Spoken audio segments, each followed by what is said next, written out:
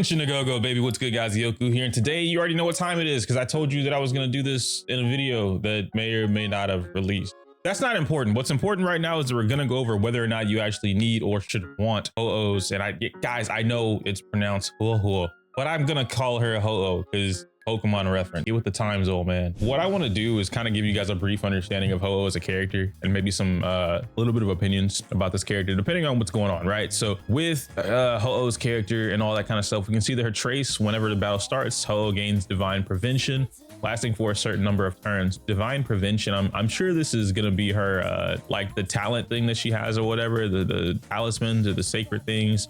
When her talent is triggered to heal allies, Huohuo regenerates energy. Okay, so this right here, all right, I'm gonna tell you guys right now, this particular trace is a make or break. This honestly completely changes my opinion on Huohuo as a character if this does one of two things.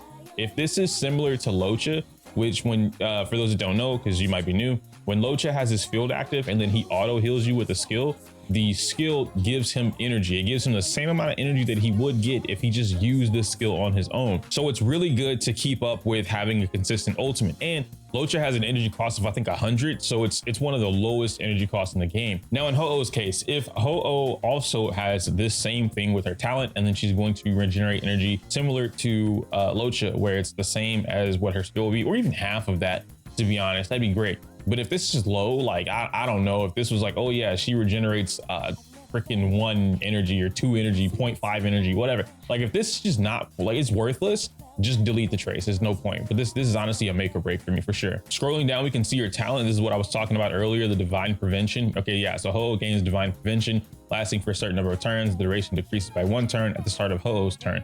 Similar to Locha, once again, this is very good for healers because it's based off their turn, which could incentivize running a slower Huohuo or a faster Huohuo, depending on what you're aiming for, right? If you want more of an ult up time, I'm sure you're gonna want a faster Huohuo, but if you're looking for having that Divine Prevention for as long as possible, then yeah, you'll probably want a slow one. I do believe, let me see here, Dispel, yeah, it dispels as well. And then the effect, okay, here we go. This effect has a max triggerable limit, which means the entirety of Divine Prevention has a max number of times that it can be triggered. So this might be beneficial for faster characters. You can see they're showing off Sushan right here. That's really good. I have a whole think piece. I'm writing my guide, by the way, guys. So look forward to that. But like, I'm telling you right now, Sushan is in this guide. Sushan is like absolutely phenomenal with characters like Huohuo. So this is really good for that. But if they're too fast and they use up everything, so let's say, I don't know, Zila, then Zila goes 4 times because of resurgence. Well, 4 out of however many times is the limit is gone. And your other characters might not get that. So that might be a little problematic, but I mean, it is what it is, to be fair. These are just things that I'm thinking of off the top of my head as to why Huohuo might be good or not good. Of course, there's her skill. The skill is going to be able to debuff things as well as heal. And then this is all going to heal the adjacent allies. So a boosted version of Bailu's healing. I love this because it's a controlled variable. We've been saying that a lot on the channel. And then of course the ultimate regenerates a certain amount of energy for allies other than Huohuo herself and increases their attack for a certain number of turns. This is big. This is big, but it's big for a reason that we don't have numbers because they continue to not give us the information. Depending on how much energy you get will depend on whether or not this ultimate is worth a longer uptime or a shorter uptime. Maybe that's the wrong phrasing. What I mean by that is that if it takes me 20 turns to get this ultimate, and I also only get, I don't know, 10 energy, right? Like the literal number 10 energy, it's not worth it. But if it takes me 3 turns to get the ultimate or 2 turns to get the ultimate, and then I get like a lower energy cost back, right? So the 10, the same 10, it's a little bit better because I'm getting it faster. Now, if her ult costs an insane amount, like what's the highest in the game? Like 150 or something like that? If it's like 150 or somewhere around that ballpark for how much energy she needs to do her ultimate, and she takes a long time to get it, yeah, pack it up, Huohuo, pack it up. But I'm not being a Debbie Downer, okay? I did make a claim. I said that I think Huohuo is going to be very similar to Fu Xuan in the same regards.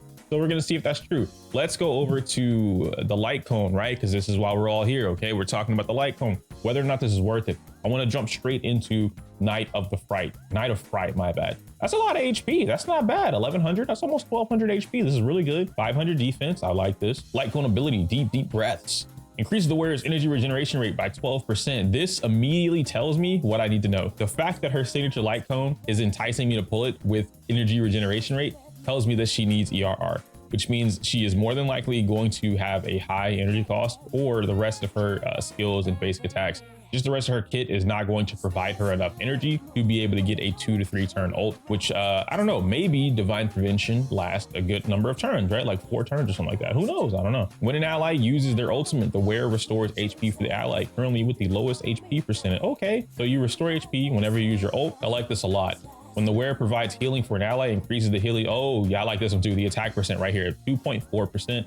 Stacking up to 5 times, lasting for 2 turns. This is another 10% attack increase on top of her ultimate's attack increase. This looks to be pretty permanent because of the way that her healing is going to work. I like this light cone. I don't think that this light cone is bad, but right now I can't say, like, just off the top of my head, I can't say that this is a must pull. The thing that I will bring up though, and actually let me go find it. All right, I wanted to come over here real quick. I know you guys probably can't see too much of this, but I wanted to look at these light cones. And actually here, I'm smart, I can show you this. What I wanted to look at for these light cones is basically which one of these is going to provide energy regeneration rate. It's also going to provide something like outgoing healing. It's also going to provide maybe an attack percent boost for the rest of the team. And I don't think there's a lot of light cones that we have that do that. Normally, I don't look at these 3-star light cones here, but cornucopia, let's see this. Okay, outgoing healing when using your skill or ultimate. That's cool. We have fine fruit, regenerates energy at the start of battle. Not good. We have multiplication after where uses their basic attack. Okay, this is just not going to be needed. Post stop. I know a lot of people like this. The same reason that this is not good on Locha, but we use it because it's the best thing to have, right? The second best thing. Increasing the wearer's energy regeneration rate. This is good. If this is S3, this is giving you exactly what her signature light cone gets. If you make this S5, it gives you 16%, which is cool. Increases outgoing healing when using their ultimate by 24%. This is bad. This is ass. Absolutely, this is not worth it. People are going to recommend you this light cone as like, oh, this is their second best light cone. I promise you it's not.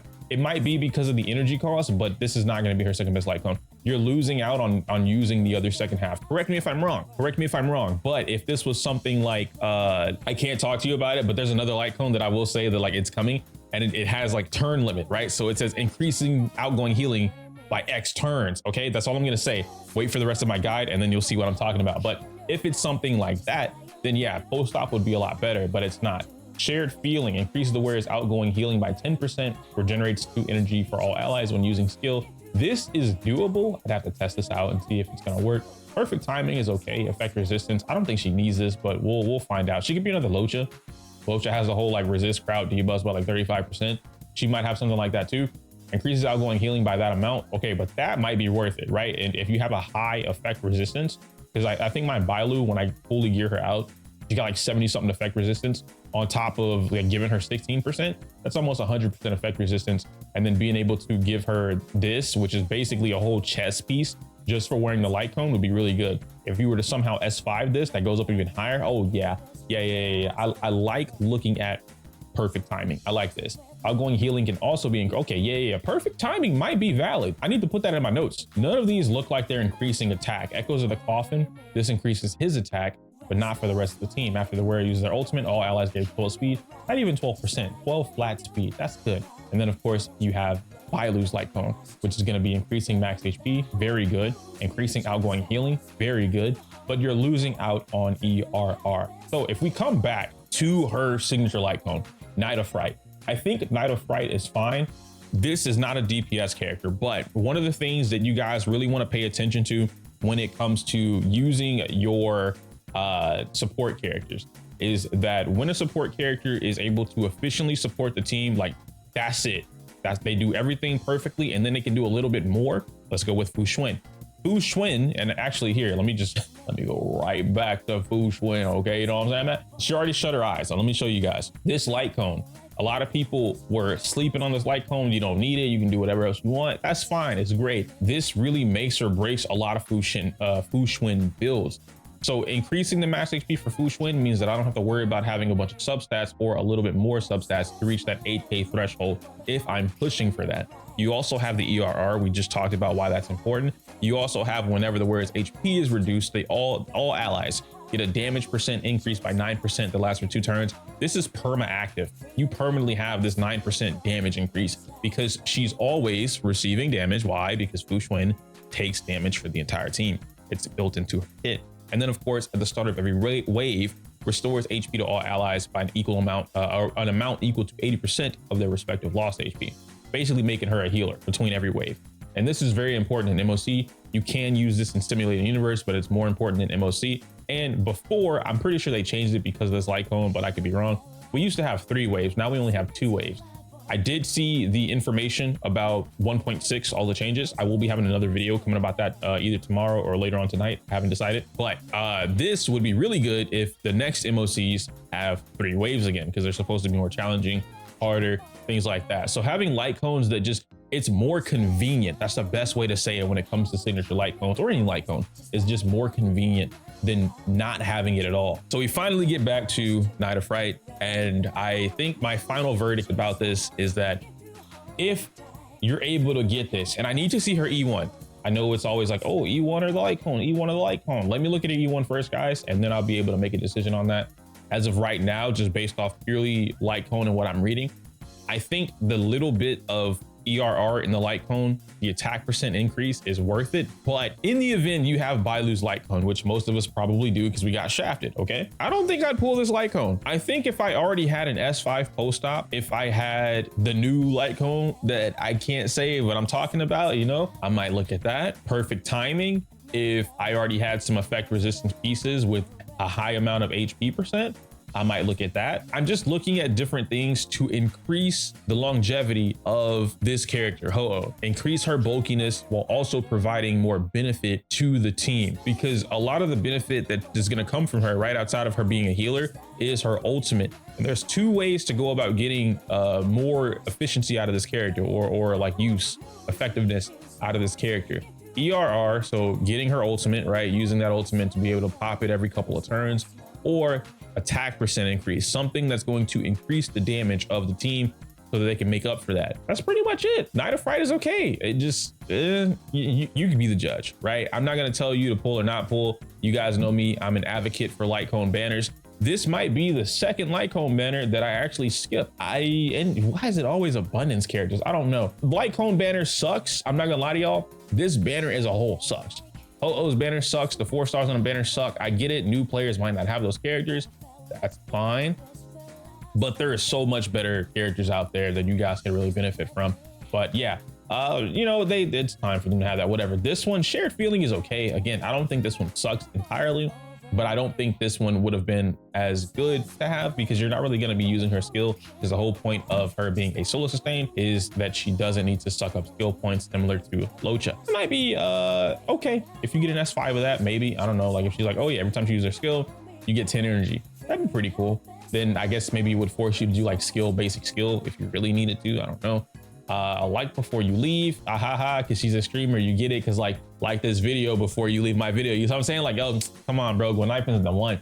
I like this one, but I don't know if I like that light cone. And then of course you have Trend of the Universal Market. Now this might be important for people looking at DOT, but that's pretty much it. I'm gonna let you guys skedaddle rattle on up out of here. Let me know your thoughts and opinions on whether or not this light cone feels worth it to you, if you are even looking at Huohuo in the first place, or if 1.5 is a complete skip. We talked about that in my previous video, but if you didn't see it, you can check that out here.